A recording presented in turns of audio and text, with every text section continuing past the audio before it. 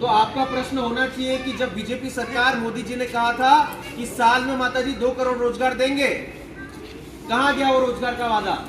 जब देश का प्रधानमंत्री इस तरीके से झूठ बोलेगा तो देश कैसे चलेगा?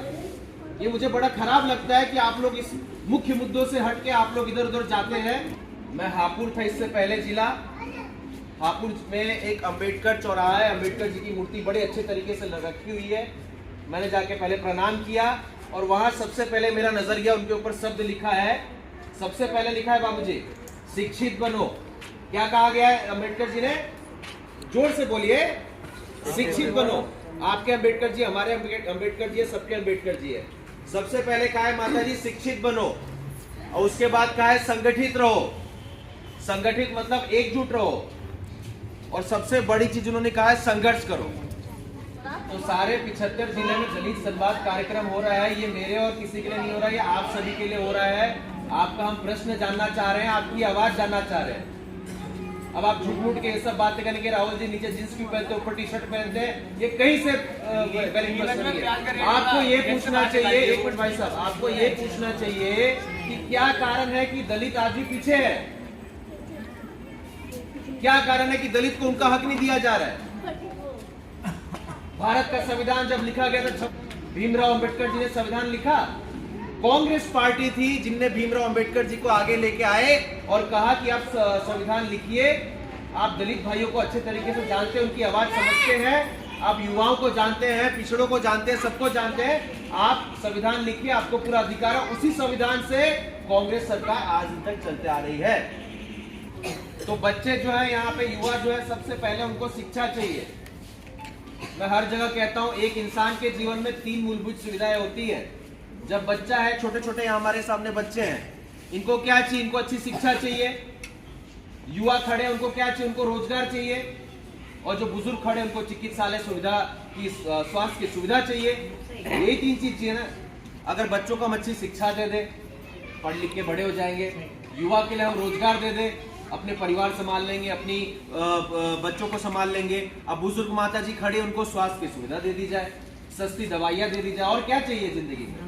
लेकिन ये सरकार तीनों चीजों पे मार रही है आपको। बीजेपी सरकार कैसे मार रही है? शिक्षा पे बच्चों की कॉपी किताब कलम खरीद रहे हैं, 18 रुपया 100 रुपया पे आप लोगों से ले रही है। 18% जीएसटी आपसे ले रही है। भारत देश आजाद 1947 में हो गया माता जी, 77 साल आजादी के हो गए।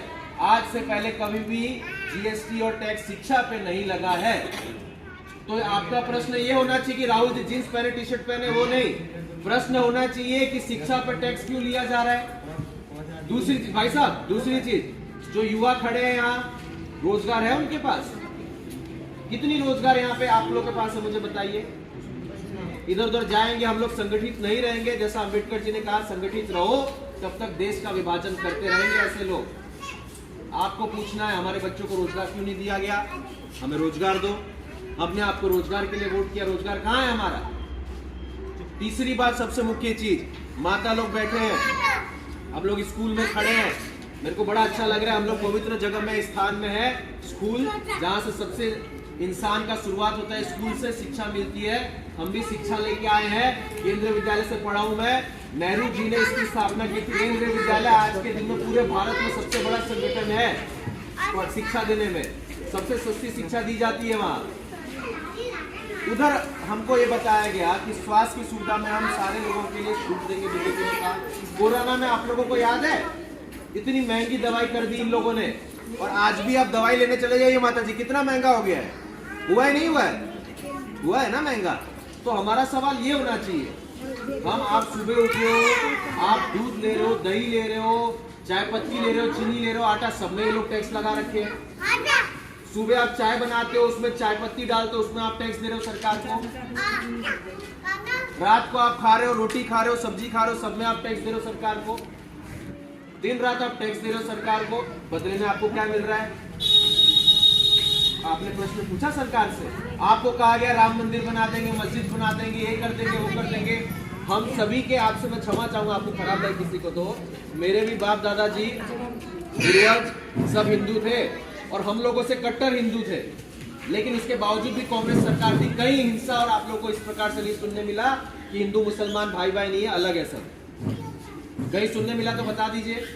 क्या ऐसा कारण है कि 2014 के बाद आप लोग सब मुझे बताइएगा हिंदू खतरे में आ गया है?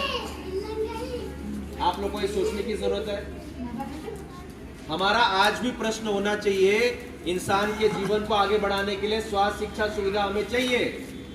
गांव गांव को आप लोग आगे ले जाइए। जैसा भाटी जी ने कहा कि कांग्रेस सरकार ने आप लोगों को अधिकार दिया कि प्रधान चुन के आप अपने बीच ले आइए। इसलिए दिया, आप लोग ध्यान दीजिएगा भैया, युवा लोग हैं।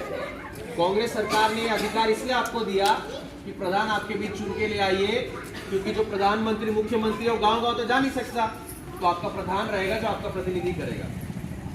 कांग्रेस सरकार ने आपको, राजीव गांधी जी की सरकार थी, कुछ कुछ चीजें मैं बता दूं। राजीव गांधी जी ने नवोदय विद्यालय किसने किसने सुना है यहाँ? आप लोगों ने सुना है नवोदय विद्यालय? उसके बारे में आप पढ़ना है। नवोदय विद्यालय एक ऐसा विद्यालय है जहां मुफ्त शिक्षा 6वीं से 12वीं तक दी जाती है आज भी। ये किसकी देन है? राजीव गांधी जी की, कांग्रेस सरकार की देन है।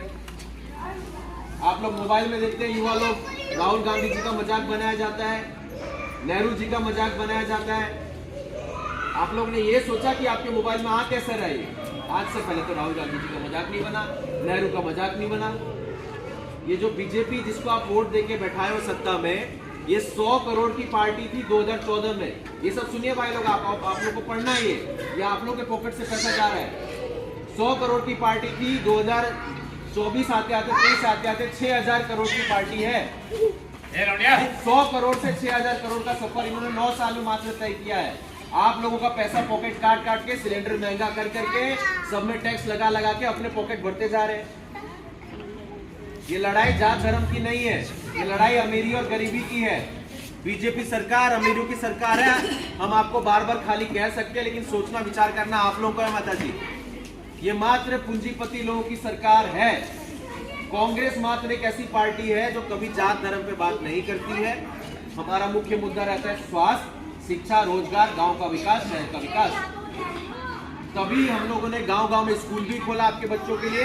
1 से 5वीं तक की हम शिक्षा देते हैं, ताकि हमें पता है कि गांव के लोग असमर्थ हैं, बच्चों को प्राइवेट स्कूल में भेजे, गांव से दूर भेजे पढ़ाने के लिए। तो हमने गांव में आपके भी स्कूल लेके आ गए।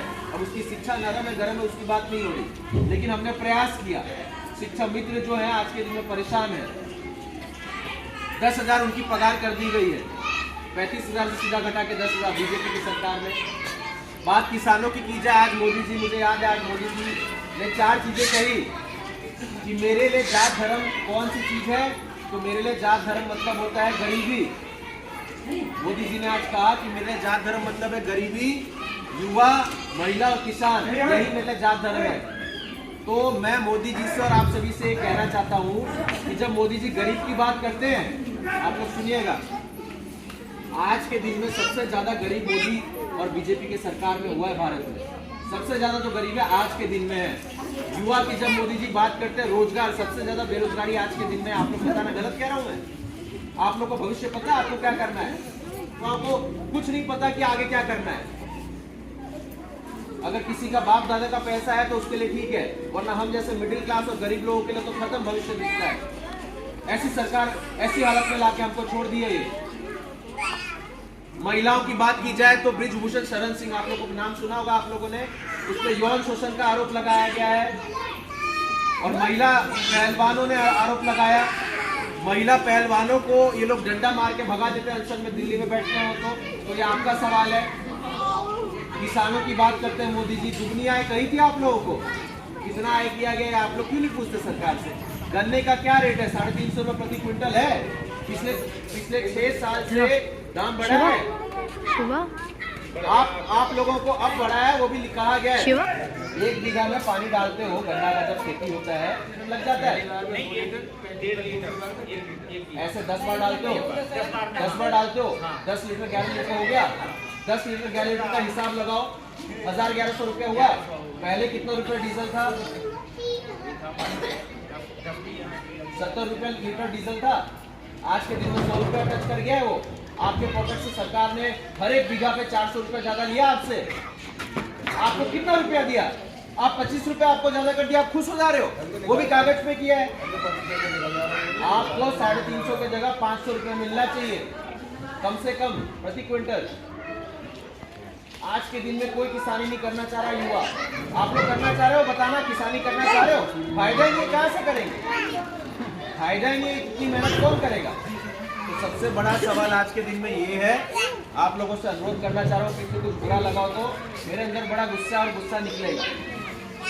गुस्सा युवाओं में रहना चाहिए, सवाल रहना चाहिए, आप लोग सबके मन में रहना चाहिए। हमारे पॉकेट से कोई पैसा निकाल के कहीं और ले जा रहा है तो आप सबको पता होना चाहिए वो पैसा कहाँ जा रहा है। 100 करोड़ से 6000 करोड़ की पार्टी कैसे हो गई ये 9 साल के अंदर। बीजेपी सरकार वालों को मैं चैलेंज करता हूँ, हमारी पूंजी आप निकाल के देख लीजिए, कौन सरकार ज्यादा अमीर है आपको पता चल जाएगा। बहुत अमीर है ये सरकार, इनके सरकार, इनके सांसद, इनके विधायक जमीन पे आते ही नहीं है।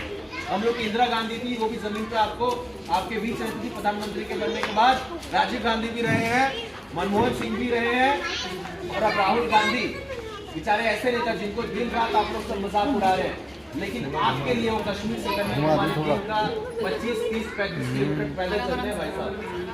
आप लोग को जानने के लिए कि क्या भारत की संस्कृति है, ये आप लोग भूलिए मत। ये तो हम लोगों को बांटेंगे, हम लोग कहेंगे कि हिंदू और मुसलमान, ब्राह्मण, ठाकुर, दलित, यादव वगैरह इस प्रकार से बात करेंगे। इसको खत्म करना है। कांग्रेस आपकी पार्टी है जो मात्र स्वास्थ्य, शिक्षा, रोजगार पे लड़ती है, और हमारा कोई नेता नहीं कहता है कि मैं ब्राह्मण हूँ मुझे वोट दो या मैं दलित हूँ मुझे वोट दो। सब मिलजुल के रहे और भारत और देश को आगे बढ़ाना है। देश के लोगों को बेवकूफ नहीं बना सकते। आपकी जनसंख्या प्रदेश की 25 करोड़ की है, उत्तर प्रदेश की, लेकिन आपको रोजगार के लिए दिल्ली, कलकत्ता में कोई गाड़ियों भागना पड़ता है। ये सच्चाई है, मैं झूठ नहीं बोल रहा। झूठ बोलोगे तो बताओ आप। गुजरात की जनसंख्या 9 है, कम से कम की जनसंख्या है। हमारे यहाँ कंपनी आप क्यों नहीं दे रहे? हम लोग को आप लेबर की तरह दूसरे राज्य में हम लोग को इस्तेमाल कर रहे हो। ये आप लोग का सबसे बड़ा प्रश्न होना चाहिए। तो आप लोग जागरूक होना है, और जिसके बीच उठेंगे बैठेंगे, अब सवाल पूछेंगे कि भाई 24 में, भाई साहब 24 में क्या मुद्दा होगा आपका? स्वास्थ्य, शिक्षा, रोजगार, ये मुद्दा आप लेके चलो। उसके बाद आप देखो कि आपकी तरक्की होती है नहीं होती, आपके बच्चे सफल बनते नहीं बनते, ये मेरी गारंटी है। इन्हीं मुद्दों पे हमें लड़ना है। हमारे साथ भाटी जी बैठे हैं, ये भी पढ़ लिख के आए होंगे तभी आपके सामने बैठे हैं। हमारे साथ सभी व्यक्ति जो अगर पढ़ लिख के आते हैं उनको कोई नहीं रोक सकता। संविधान में एक आ गया, अम्बेडकर जी ने इसलिए लड़ाई लड़ी आप लोगों के लिए कि शिक्षित हमें बनना है और एकजुट रहना है, संगठित रहना है, और सरकार की नीतियों से सवाल पूछना जरूरी है। तो आप लोग युवा लोगों से खासकर ज़्यादा 65% युवा भारत में है। अभी सुन रहे हैं आप लोग, 65% युवा है दोस्तों, और हम लोग को सोच समझ के आगे बढ़ना है। वोट देंगे तो इसलिए देंगे कौन हमें आगे बढ़ाने में मदद करेगा, कौन ऐसी पॉलिसी बनाएगा जिससे हम लोग आगे विकास कर पाए, है ना। हम लोग की जिम्मेदारी। तो छोटे छोटे बच्चे, इनको पता नहीं है, लेकिन हमको इनका भविष्य बनाना है, हमको इसका भविष्य बेहतर करना है। तो यही आप लोगों से कहना था। आज से गाँव उठेंगे बैठेंगे, सबसे बोलेंगे 24 में स्वास्थ्य, शिक्षा, रोजगार, यही मुद्दे पे होंगे, और कोई मुद्दा हमारा नहीं। ठीक है माता जी, चलिए बहुत बहुत धन्यवाद।